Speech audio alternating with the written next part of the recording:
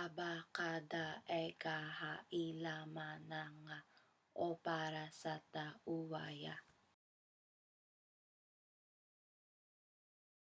Isa, dalawa, tatlo, apat, lima, anim, pito, walo, siyam, sampo. Ang pangalan ko ay Mary Krisha Borda. Pinanganak ako sa 12 ng Enero 1995. Pinanganak ako sa Baguio City, Philippines, pero nung siyam akong edad, lumipat ako sa... I have a mom who's called Maria Buda and a dad called Resty Buda. I have a brother called Rex Buda who's a year younger na isang taon siya mas bata sa akin. Tapos nung mga 13 ako, sabi ko gusto ko maging astronado kasi mahilig ako sa langit, sa mga bituin, mahilig ako sa mga ganon. Pero dumating ng DSSAs ko,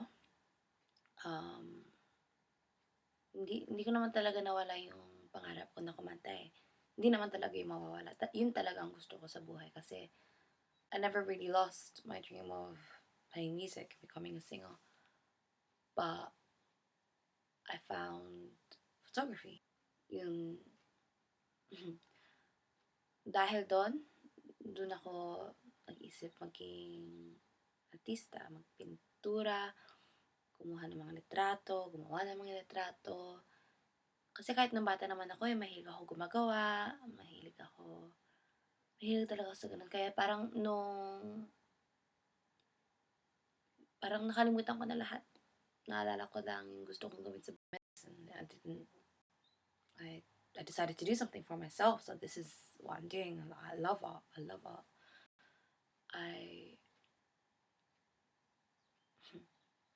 want to go home.